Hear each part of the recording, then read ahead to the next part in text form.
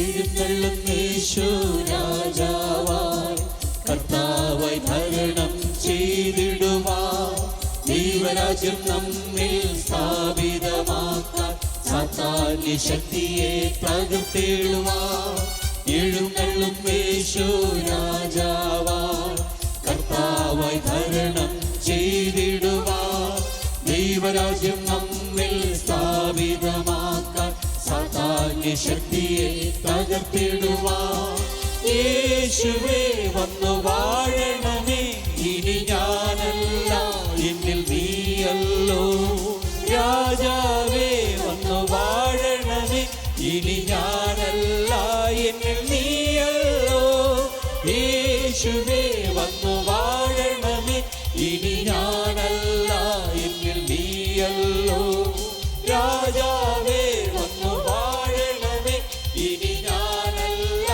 എന്നിൽ നീയല്ലോ രോഗങ്ങൾ മാറും ഭൂതങ്ങൾ ഒഴിയും ബന്ധനമെല്ലാം പകർന്നിടുമേ കുരുടരും മുടന്തരും ചെകിടരുമെല്ലാം സ്വതന്ത്രമാകുന്ന ദൈവരാജ്യം രോഗങ്ങൾ മാറും ഭൂതങ്ങൾ ഒഴിയും ബന്ധനമെല്ലാം തകർന്നിടുമേ കുരുടരും മുടന്തരും ചെകിടരുമെല്ലാം സ്വതന്ത്രമാകുന്ന ദൈവരാജ്യം യേശുവേ വന്നു വാഴണമേ ഇനി ഞാനല്ല എന്നിൽ നീയല്ലോ രാജാവേ വന്നു വാഴണമേ ഇനി ഞാനല്ല എന്നിൽ നീയല്ലോ യേശുവേ വന്നു വാഴണമേ ഇനി ഞാനല്ല എന്നിൽ നീയല്ലോ രാജാവേ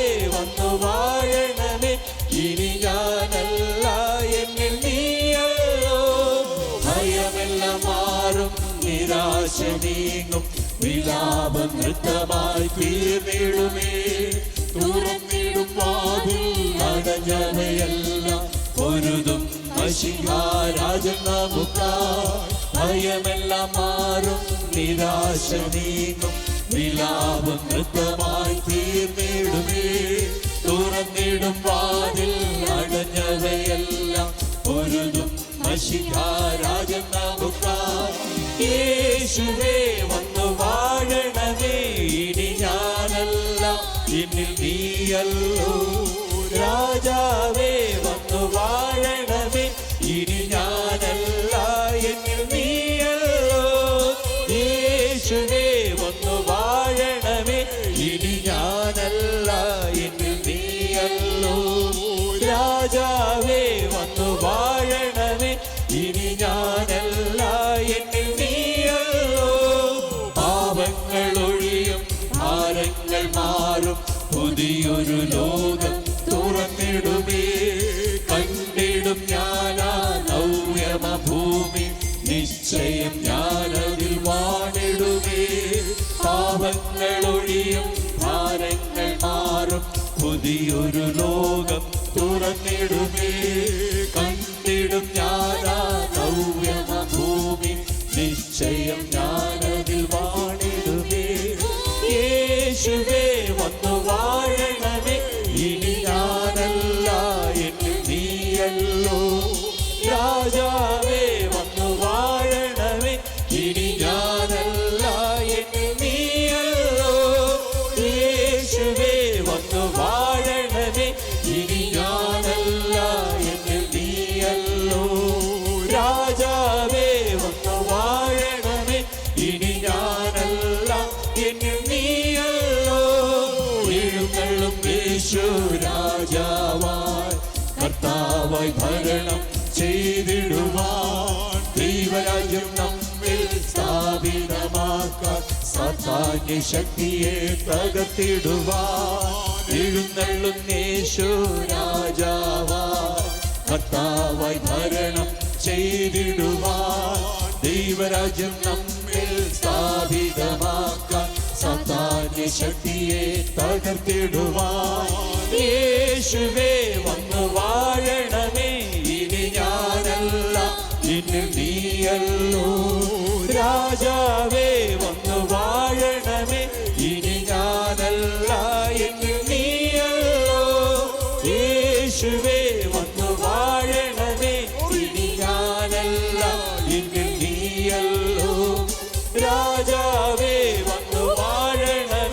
ഇനി ഞാനല്ല എന്നിൽ നീയല്ലോ.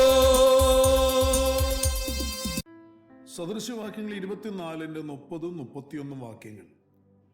ഞാൻ മടിയന്റെ കണ്ടത്തിനരികെയും ബുദ്ധിഹീനന്റെ മുന്തിരിത്തോട്ടത്തിന് സമീപയും കൂടി പോയി.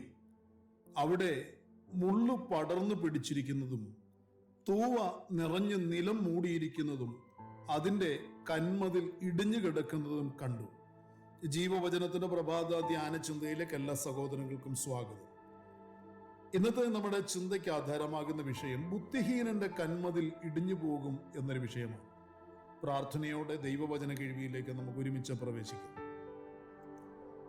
കുടപ്പിറപ്പുകളെ, ഒരു ക്രിസ്തു ഭക്തന്റെ ജീവിതത്തെ ഒരു വിശേഷതയുള്ള മുന്തിരിത്തോട്ടത്തോട് ചേർത്ത് പഠിപ്പിക്കുന്ന ചിന്തകൾ തിരുവചനത്തിൽ നിരവധി ഭാഗങ്ങളിൽ കാണുവാൻ കഴിയും.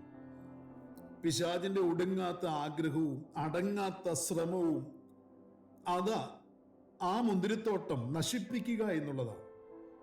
വിശ്വാസിയുടെ ജീവിതം, അവന്റെ കുടുംബം, അവന്റെ കൂട്ടായ്മ ഒരു ആത്മീയ മുന്തിരിത്തോട്ടമാണ്.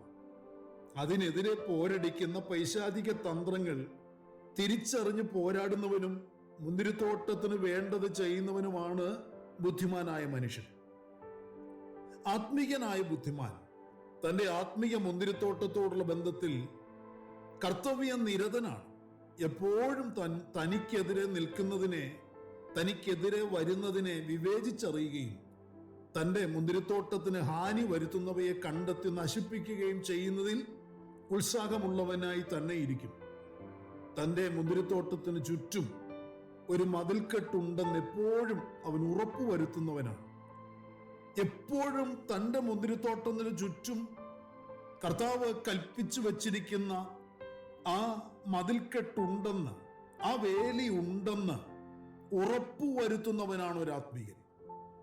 അത് നമ്മുടെ ഓരോരുത്തരുടെയും ഓരോ ദിവസത്തെ ഉത്തരവാദിത്വമാണ്.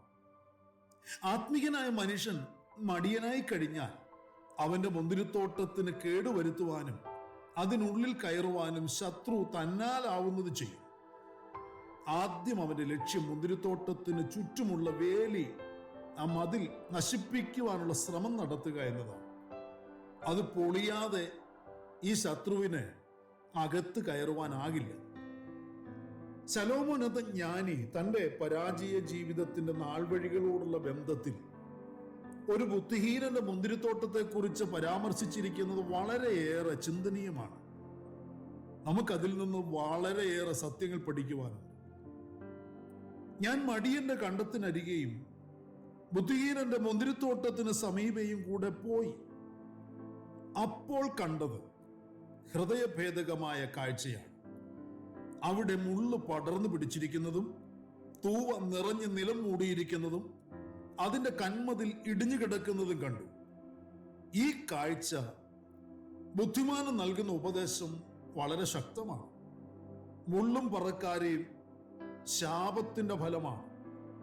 പ്രമാണം ലംഘിച്ചാൽ അനുഗ്രഹമല്ല, ശാപമായിരിക്കും മുളയ്ക്കുക. ദൈവവചനത്തെ ധിക്കരിച്ചാൽ, ദൈവസഭയെ മറുതലിച്ചാൽ, സഭായോഗങ്ങളെ അലക്ഷ്യമാക്കിയാൽ അനുഗ്രഹമല്ല, ശാപമായിരിക്കും മുളയ്ക്കുക എന്ന് വിശ്വാസികളായ ദൈവമക്കൾ ആരും മറന്നുപോകരുത്. പ്രിയരെ, മതിൽ പൊളിയാതെ കാക്കേണ്ടതുണ്ട് എന്ന ശക്തമായ ഉപദേശം പ്രാപിക്കുവാൻ ഒരിടയായ കാഴ്ചയാണ് ജ്ഞാനി കണ്ടത്. അതിനെക്കുറിച്ചാണ് ആ വേദഭാഗത്തിൽ പറഞ്ഞിരിക്കുന്നതും അതിനെക്കുറിച്ചാണ് ദൈവാത്മാവ് വിശദീകരിക്കുന്നത്. പ്രിയരെ, നമ്മുടെ വ്യക്തിപരമായ ജീവിതം, നമ്മുടെ കുടുംബജീവിതം, നമ്മുടെ കൂട്ടായ്മ എന്നിവ വിലയേറിയ മുന്തിരിത്തോട്ടങ്ങളാണ് എന്ന് ഇതിനോടകം പല പ്രാവശ്യങ്ങൾ നമ്മൾ ചിന്തിച്ചിട്ടുണ്ട്, ധ്യാനിച്ചിട്ടുണ്ട്, കേട്ടിട്ടുണ്ട്. നമുക്കതറിയാം. നമ്മുടെ കുടുംബം, നമ്മുടെ കുടുംബജീവിതം വിലയേറിയതാണ്. നമ്മുടെ കൂട്ടായ്മ വളരെ വിലയേറിയ ദൈവിക ദാനമാണ്. നമ്മുടെ വ്യക്തിപരമായ ജീവിതവും വിലയുള്ളതാണ്. അപ്പൊ അതിനുവേണ്ടി വളരെയേറെ മുതൽ മുടക്കിയിട്ടുണ്ട്. ഇത് വിലയേറിയതായത് ചെറിയ എന്തെങ്കിലും ചെലവഴിച്ചിട്ടല്ല, വളരെ വിലയേറിയത് ചെലവഴിച്ചിട്ടാണ്, വളരെയേറെ വില കൊടുത്തിട്ടാണ് നമ്മുടെ ഈ ജീവിതം, ഈ കുടുംബജീവിതം, വ്യക്തിപരമായ ജീവിതം, സഭ ഒക്കെ വിലയേറിയതായിരിക്കുന്നത് വളരെയേറെ മുതൽ മുടക്കിയിട്ടുണ്ട് എന്ന് തിരിച്ചറിയണം. അതുകൊണ്ട് തന്നെ അത് ശക്തമായി കാക്കപ്പെടണം. കർത്താവായ ക്രിസ്തുവിനല്ലാതെ അന്യർക്കാർക്കും പ്രവേശനമില്ലാതെ വണ്ണം കെട്ടിയടച്ചിരിക്കുന്ന തോട്ടമാണ് നമ്മുടെ വിലയേറിയ ജീവിതവും കുടുംബവും സഭയും. ഉത്തമഗീതം 4:12 വായിക്കുന്നു, എൻ്റെ സഹോദരി, എൻ്റെ കാന്ത, കെട്ടിയടച്ചിരിക്കുന്ന ഒരു തോട്ടം. ഇങ്ങനെയാണ് ഇവിടെ പറയുന്നത്, എൻ്റെ സഹോദരി, എൻ്റെ കാന്ത, കെട്ടിയടച്ചിരിക്കുന്ന തോട്ടം. സഭയെക്കുറിച്ച് പറയുന്നതാണ്. അന്യശക്തികൾ അതിക്രമിച്ച് കടക്കാതിരിക്കുവാനാണ് മതിൽ ചുറ്റും കെട്ടിക്കാക്കുന്നത്. എന്നാൽ അത് കാക്കേണ്ട ഉത്തരവാദിത്വം അവരവരുടേതാണ്. അത് വ്യക്തിപരമാണ്, കുടുംബപരമാണ്. ആത്മീക ജീവിതം അലസമായിട്ടും ഉദാസീനതയോടും കൂടിയാണ് നാം കൈകാര്യം ചെയ്യുന്നതെങ്കിൽ മതിൽ ശ്രദ്ധിക്കാൻ, ആ മതിൽ കാക്കാൻ, സൂക്ഷിക്കാൻ എവിടെയാ നേരം? ആത്മീകമായി ഉണർന്നിരുന്നെങ്കിൽ, ആത്മീകമായി ഉത്സാഹമുള്ളവരാണെങ്കിൽ മാത്രമേ ആ മതിൽ സൂക്ഷിക്കുവാൻ കഴിയുള്ളൂ, മതിൽ കാക്കുവാൻ കഴിയുള്ളൂ. ആത്മീകമായ ഉറക്കത്തിലാണെങ്കിൽ നിശ്ചയമായും മതിൽ സംരക്ഷിക്കാനും സൂക്ഷിക്കാനും ഒന്നും നമുക്കാവില്ല. ആത്മീയന്റെ ജീവിതത്തിൽ കടന്നു വരുന്ന കാര്യങ്ങളെയും വ്യക്തികളെയും വിവേചിക്കുവാൻ അവന് പ്രാപ്തിയില്ലെങ്കിൽ, ആ വ്യക്തിക്ക് പ്രാപ്തിയില്ലെങ്കിൽ, ആ കുടുംബത്തിന് പ്രാപ്തിയില്ലെങ്കിൽ, ആ കൂട്ടായ്മയ്ക്ക് പ്രാപ്തിയില്ലെങ്കിൽ, അതിന് കഴിയുന്നില്ലെങ്കിൽ മതിൽ ഇടിയുവാൻ തക്കവണ്ണമുള്ള പ്രവൃത്തിയിലേക്ക് അത് നീങ്ങും. അങ്ങനെയുള്ളവരെ ബുദ്ധിഹീനന്മാരുടെ ഗണത്തിൽ തിരുവചനം എണ്ണുന്നു. അപ്പൊ ബുദ്ധിഹീനന്മാരുടെ മതിൽ ഇടിഞ്ഞു പോകുന്നു. അപ്പം കൂടപ്പിറപ്പുകളെ, നാം ബുദ്ധിഹീനരാകരുത്. നമ്മുടെ മതിൽ ഇടിഞ്ഞു പോകാൻ നാം അനുവദിക്കരുത്. നമ്മളോടടുക്കുന്ന വ്യക്തികൾ, കുടുംബങ്ങൾ, നമ്മളോടടുക്കുന്ന ഏതെങ്കിലുമൊക്കെ കാര്യങ്ങൾ, അത് ആത്മീകമായി നാം പ്രാർത്ഥിച്ച് വിവേചിച്ച് തിരിച്ചറിയണം. അത് ആത്മീകമാണോ? അവർ ആത്മീകരാണോ? അവർ ജഡീകരാണോ? അതോ അവർ പ്രാകൃതരാണോ? എന്ത് കാര്യത്തിനു വേണ്ടിയാണ് ഞങ്ങളോട് അടുക്കുന്നത്? അവരുടെ ലക്ഷ്യം എന്താണ്? എൻ്റെ ആത്മീയ ഉന്നമനമാണോ അവരുടെ ലക്ഷ്യം? അതോ എൻ്റെ ആത്മീയ അധപ്പതനമാണോ അവരിൽ കൂടി പിശാച് ലക്ഷ്യമിടുന്നത്? ഇതൊക്കെ നാം തിരിച്ചറിയണം. ആത്മാവിൽ വിവേചിച്ച് തിരിച്ചറിയണം. ആത്മീയ അലസത നിമിത്തം മതിലിന് സംഭവിച്ച ഇടിവ് കണ്ടെത്തുകയോ കേടുപാടുകൾ തീർക്കുവാനോ കൂടപ്പുറപ്പുകളെ ആത്മീയ ഉറക്കത്തിലായിരിക്കുന്നവർക്ക് കഴിയില്ല. അവർക്കതിന് നേരമില്ല. അതിന്റെ ഫലമായി ശാപത്തിന്റെ വിത്തുകൾ ശത്രു കിളിർപ്പിക്കുകയും അത് വളരുകയും ചെയ്യുന്നു. മുള്ളും പുറക്കാരെയും കിളിർത്തു വന്ന് തോട്ടത്തെ മൂടിക്കളയുന്നു. ഫലമോ, ജീവിതത്തിൽ ആത്മീക ഭൗതിക ദാരിദ്ര്യവും ഞെരുക്കവും കടന്നു വന്ന് തളർത്തിക്കളയുകയാണ്. തോട്ടത്തിൽ മുന്തിരിയുടെ ഫലമില്ല, മുള്ളിന്റെ ഫലമാണ് പൂത്ത് കായ്ച്ചു നിൽക്കുന്നത്. വിശപ്പുള്ളവന്റെ വിശപ്പടക്കുവാൻ തന്റെ തോട്ടത്തിൽ ധാന്യവും വീഞ്ഞും ലഭ്യമാകുകയും ചെയ്യുന്നില്ല. കൂടപ്പുറപ്പുകൾ, എങ്ങനെയുണ്ട് നമ്മുടെ വ്യക്തിപരമായ ആത്മീക ജീവിതം? എങ്ങനെയുണ്ട് നമ്മുടെ കുടുംബത്തിലെ ആത്മീക നിലവാരം? നാം അത് തിരിച്ചറിയാൻ ബാധ്യസ്ഥരാണ്. നാം മതിൽ കാക്കുന്നവരാണോ? നമ്മുടെ തോട്ടത്തിൽ, ആത്മീക ജീവിത നിലവാരത്തിൽ കാത്ത് പൂത്ത് കായ്ച്ചു നിൽക്കുന്നത് മുള്ളിന്റെയും പറക്കാരിയുടെയും ഫലങ്ങളാണോ? അതോ ആ തോട്ടത്തിൽ ദൈവം ആഗ്രഹിക്കുന്ന ഫലമാണോ കായ്ച്ചു നിൽക്കുന്നത്? നമ്മുടെ ജീവിതത്തിൽ നാം ബുദ്ധിഹീനരാകരുത്, ആത്മീയ മടിയന്മാരാകരുത്. ആത്മീയ അലസത നമ്മെ ജീവിതത്തിന് ദാരിദ്ര്യ നാൾവഴികളിൽ എത്തിക്കുമെന്ന് മറക്കരുത്.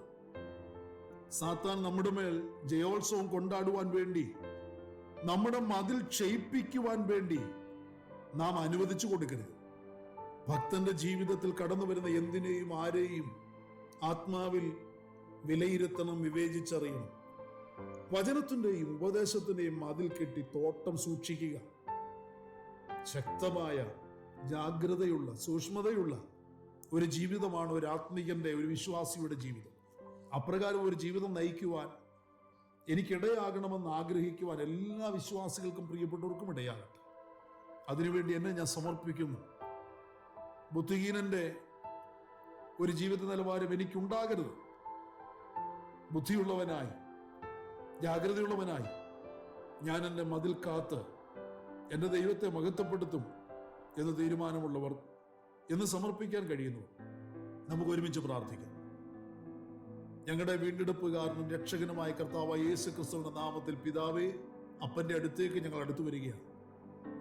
ഇന്ന് പ്രഭാതത്തിൽ ഞങ്ങളെ കേൾപ്പിച്ച ഈ നല്ല ചിന്തയ്ക്കനുസരിച്ച്, ഈ വചന കേൾവിക്കനുസരിച്ച് ഞങ്ങളുടെ ജീവിതം നയിക്കാൻ, ഞങ്ങളുടെ ആത്മീയമായ ഈ തോട്ടത്തിൽ മുള്ളും പറക്കാരെയും കിളിക്കാതെ, ശാപത്തിന്റെ ഫലം ഉളവാകാതെ, അനുഗ്രഹം വെളിപ്പെടാൻ, നല്ല ഫലം പുറപ്പെടുവിക്കാൻ ഇടയാകുമാറ് ഞങ്ങളുടെ തോട്ടത്തെ കാക്കാൻ, തോട്ടത്തിന് ചുറ്റുമുള്ള മതിൽ കാക്കാൻ ഞങ്ങളെ സഹായിക്കണം. ഞങ്ങളോട് അടുക്കുന്നവയെയും ആത്മാവിൽ വിവേചിച്ച് തിരിച്ചറിഞ്ഞ് കർത്താവെ, തകർത്ത് കളയാൻ, ഒഴിവാക്കാൻ, സ്വീകരിക്കേണ്ടവയെ സ്വീകരിക്കാൻ ഞങ്ങളെ ആത്മാവിൽ പ്രാപ്തരാക്കണമേ.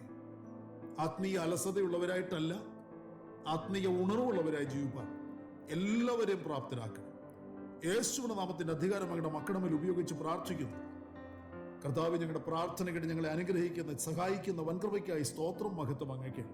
സകലതും ഞങ്ങൾക്ക് വേണ്ടി ജീവൻ തന്ന യേശു ക്രിസ്തുവിന്റെ ധന്യമായ നാമത്തിൽ താഴ്മയോട് അപേക്ഷിക്കുന്നു. ദയ തോന്നി കേൾക്കുമാറാകണമേ. ആമേൻ. പ്രിയരെ, വചനങ്ങളാൽ കർത്താവ് എല്ലാവരെയും അനുഗ്രഹിക്കട്ടെ. കർത്താവിന്റെ വരവിന് വേണ്ടി നമുക്ക് ഒരുങ്ങി കാത്തിരിക്കാം. മാറാനാഥ. പ്രാണപ്രിയൻ തന്റെ ചങ്കിലെ